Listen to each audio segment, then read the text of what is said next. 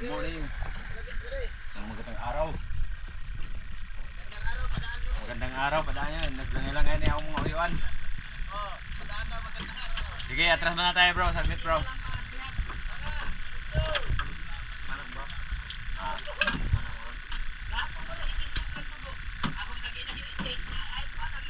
Let's go. Kasama natin Batang Spiro. Ayan, Papa Tonyo. Boss Joe Maninisid. Please support ng kanyang munting channel. At syempre ang ating legendary Joy Adventure. Yun, no? At mayroon tayong dalawang import na yung isa si Aba tsaka si All. Biyahin na tayo. Joy Adventure nyo. Ito. Boss Job Maninisid nyo. Ayun, no? At ayun. Hey, yun eh. Batang Spiro with Batang Silent Bugoy. Ayos, papaton nyo yun. Bisita, magkapatid yan, terno. Spider din, isa. Salvimar og si Kuan. Live Star? Ayan, mixed vlog na. Mixed vlog.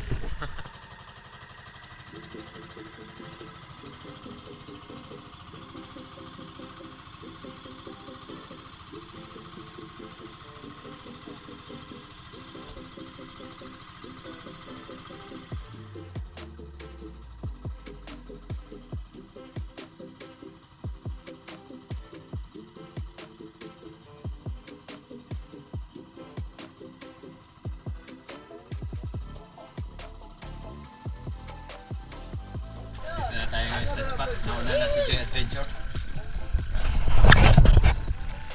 Excited? Excited. Yan, Batang Spiro. At ang ating mga kasamang bisita. Taga saan yan sila, Pai? Taga kanila? Taga kanila. Okay kayo. Bihis lang kami ni Boss Job tapos dive na rin kami.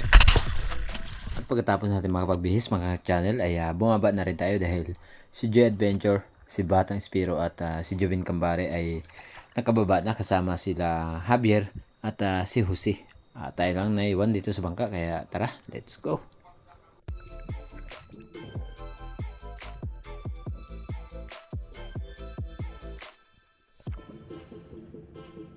Sakto lang nung pagdating natin dito sa unahan dahil mayroon tayong nakitang dalawang coral trout at saktong-sakto nung kakatapos lang din natin na nakapag-load. Kaya dahan-dahan natin itong binaba at sinubukan na tirahin yung isang piraso. Yan, oversized na pero nung malapit na tayo ay nagulat. Sumirit bigla. Sayang at hindi natin ito natira.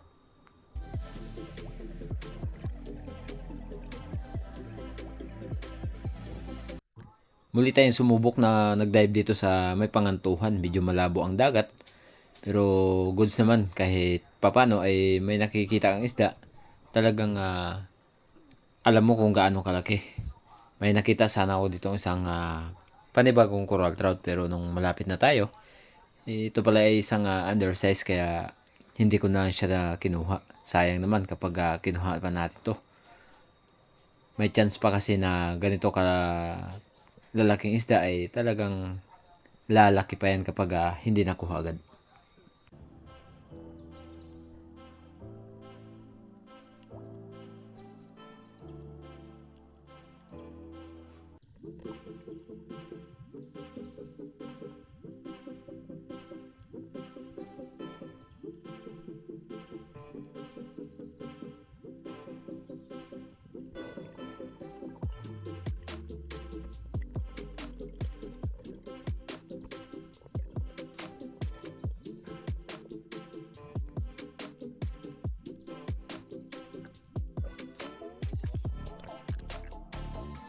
Dito sa mga 15 to 16 meters ay napakalinaw ng dagat kaya dito na muna tayo.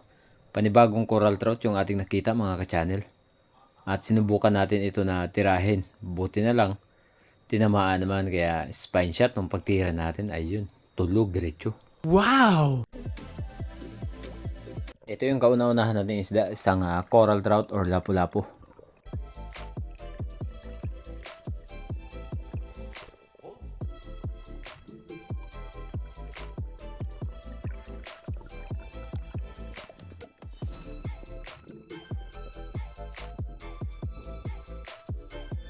Isa ito sa mga spot na lagi kaming nakakahuli ng maraming trevally, kingmac at mga lapu-lapu. Pero sa pagkakataong ito ay talagang napakahina ng agos at napakadalang ng bait fish or mga dalagang bukid na bilog.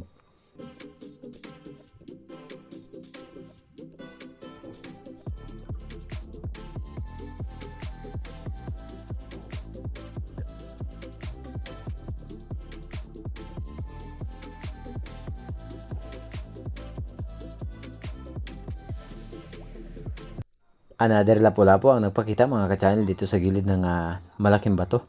Kaya dahan-dahan natin itong binaba nang sa gayon ay hindi pumasok sa ilalim ng bato. At hindi naman sana pumasok pero yun nga, nung pagtira natin, ayan, napakalaki na sana ng oversize. Pero sumablay tayo.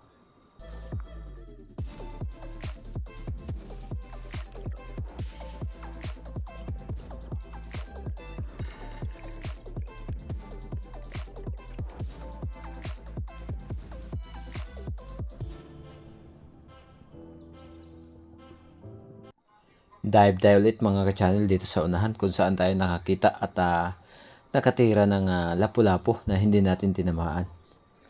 Sayang talaga yung lapu-lapu na yun. Muling lapu-lapu na naman ang ating nakita dito. Pero sumablay pa rin tayo. Napakarami nating pagkakamali. Iba nga ba naman talaga kapag hindi para sa iyo yung isda.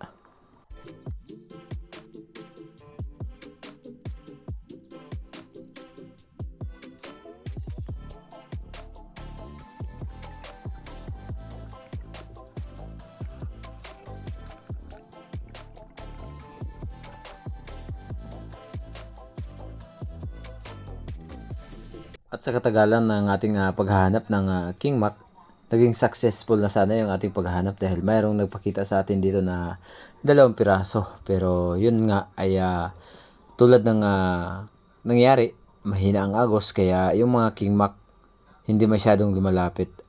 Kung napapansin nyo po ay napakalapit talaga napakalinaw lang talaga ng dagat kaya sayang at hindi natin natira.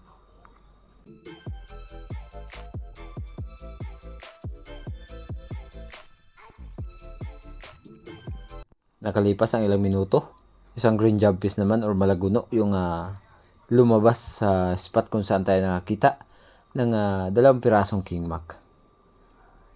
Talagang napakailap ng green jobfish na ito mga ka-channel dahil nakaranas na pala ito ng pagtira.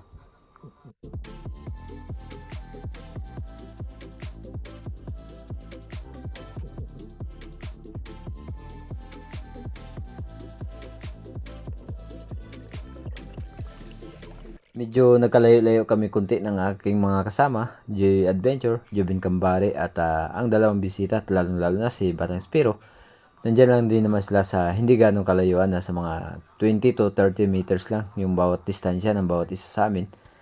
At nag-drop tayo dito gawa ng napapansin ko na napakaraming malalaking bato dito.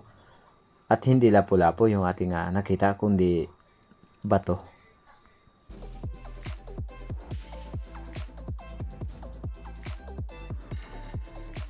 Meron sana tayong nakitang mga silver drummer or ilak pero yun nga, malalim. At mahirap makipagsapalaran sa mga ilak na to gawa ng mailap sila.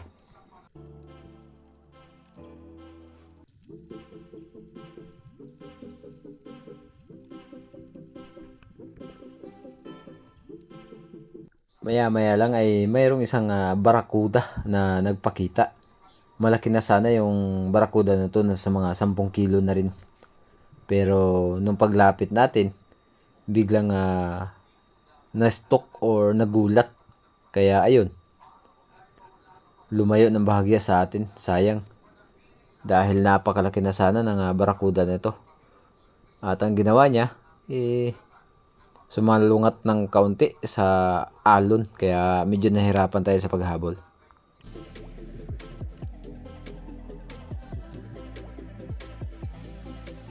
May ilan sana tayo nakitang mga malalaking isda, mga pelagic, pero yun nga ay talagang hindi natin natira yung bawat isa sa kanila.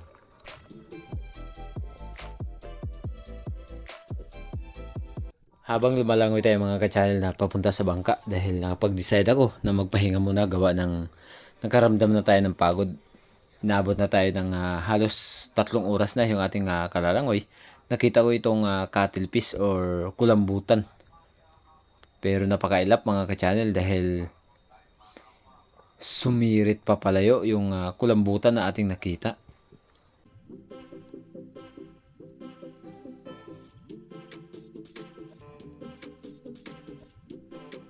Dahil hindi natin natira yung kulambutan, ay umahon muna tayo sa bangka. Pero ito yung ating natagpuan. Huli ni Bata.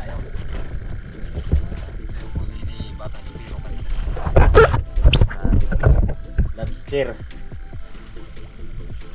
Grabe kalaki oy. 3 piraso. Paldo. Dili. Yan. Ito pa yung isa oh. Talagang hindi ito nadaanan ng kompresor. Gawa ng ayan oh. May mga talaba yung kanyang mga sungay-sungay.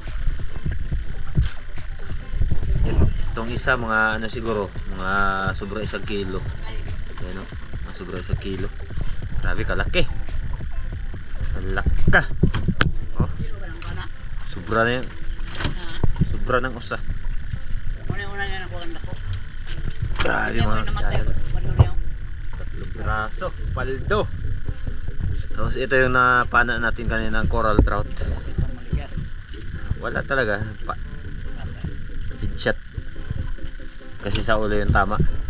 Tapos yung ating bisita ay mayroong napana na isang yan, tribali or kawayanon. At ang huli ni Boss Job maninisid ay isang sweet lips. Good size na rin. Okay. Sayang. Dahil sana tayo kanina. Ayaw magpatira dahil malayo. Nakakita din tayo dito ng isang barakuda. Ganun din. Wala din.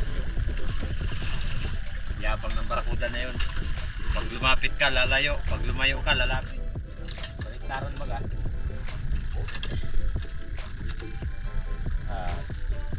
Alam ko, hindi ka magkain yan.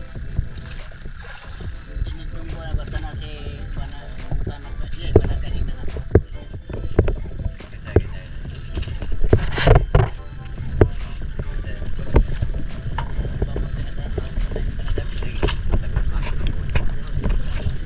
Sabi, paldo.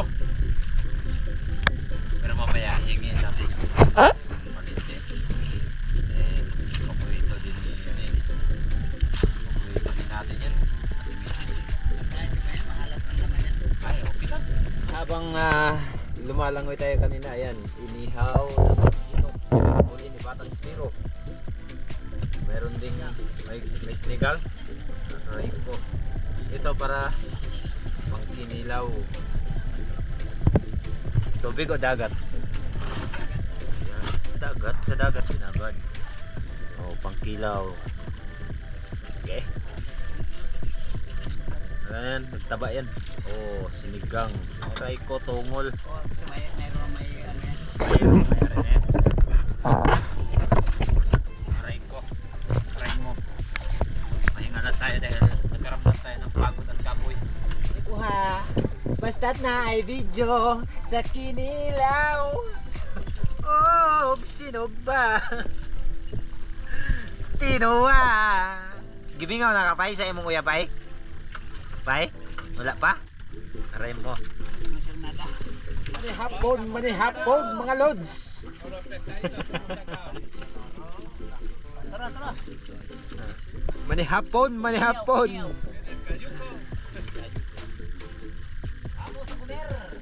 Tara. Manihapon. Di na po mga lods, ti urok na sa tani. Isda ka dyan. Oh, sige, gantiyan deh. Gantiyan. Sa kanang Oh. Pikas lang. Pikas.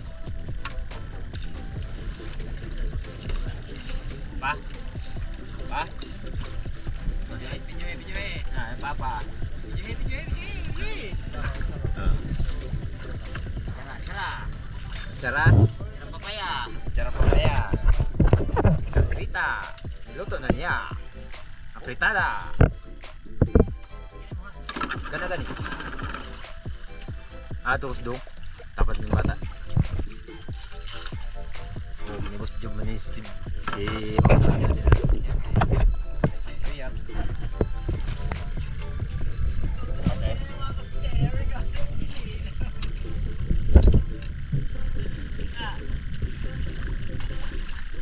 Ulog na mga maspero.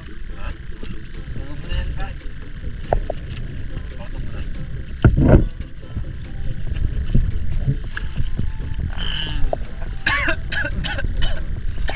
Pagit kayo. May hangin. Bahalag buhay po ha. Basta't na i-video.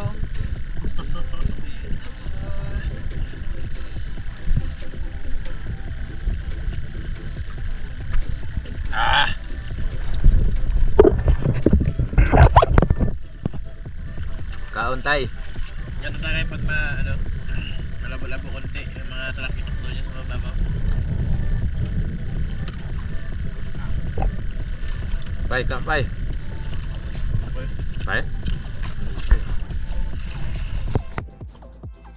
Pagkatapos namin kumain ay lumipat na rin kami ng spot dito sa Tres Reyes at ito nga, pinuntahan ko yung bahayan ng Mamsa at ang natagpuan natin dito ay isang manta.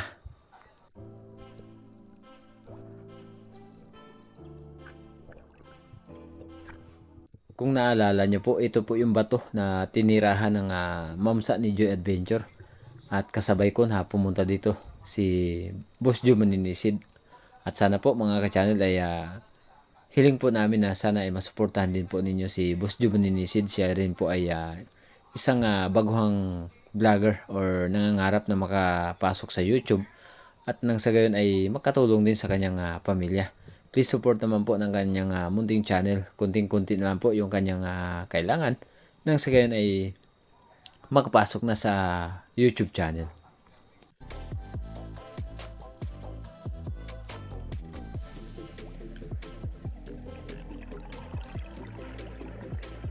Sinundan ng bahagya ni Boss Job yung manta pero sumirit na daw papalayo kaya pinabayaan niya na lang.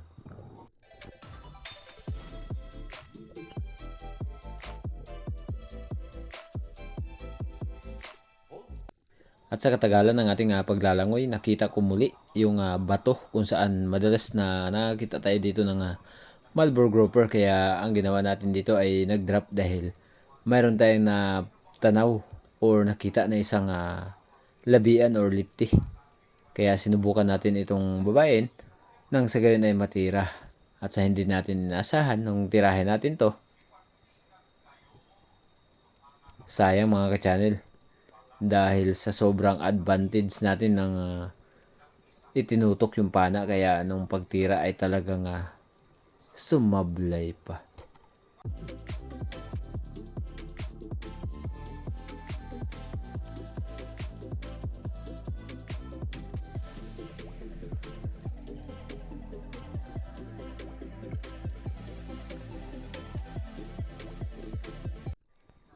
Ikalawang pagsisin natin dito sa spot kung saan tayo tumira kanina ng labian na sumablay ay sinubukat ko dito sa gilid ng bato na silipin baka sakali na may nagtatago lang na malalaking isda.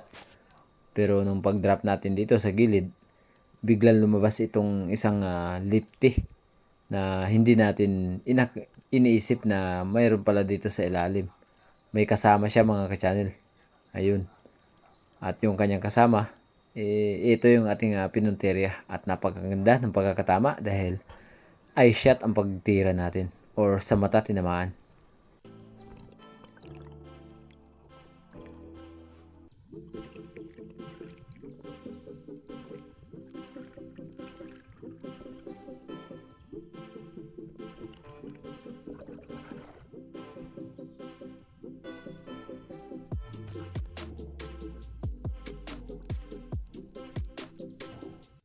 Ito yung naging pangalawang isda natin. Lipti or labian. Ganda ng pagkakatama.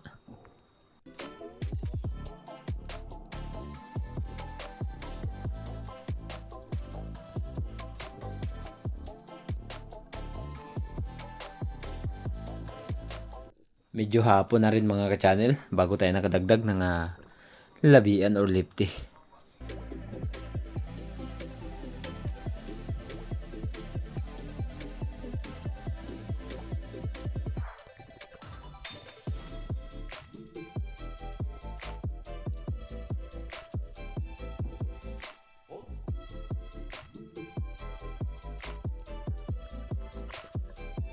Pagkatapos nating matuhog yung labhian na ating napana, ay bumalik na rin ako sa bangka. Nang sa gayon ay makapagbiyahe na rin kami pauwi ng Isla ng Kanipo. Medyo hapon na rin. Kaya tara, let's go. Hakutin na natin yung ating mga kasama or hanapin.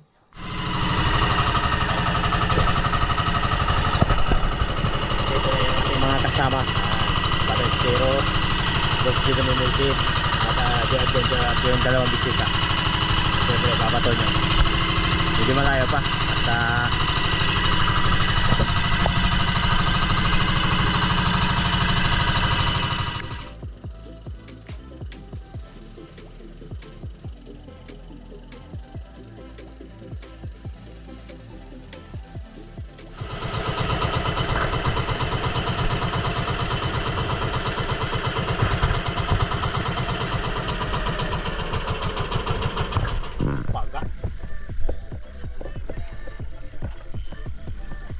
Gabay.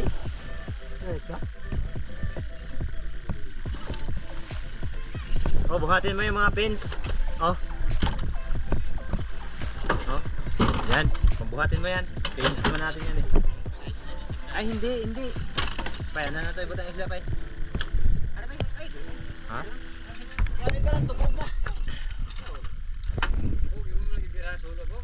Birahan o gitira? Ang gibirahan mong gusto mo ang isumbag? Oo, lukwa.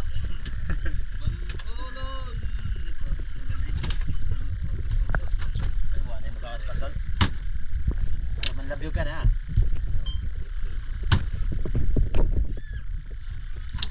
Laki. Okay, ilak ka ng tanggal sa carabiner. Ilak. Uy. Sorry po. Dawat mo po ito. Dawat ka na sa tagaan mo tagigil.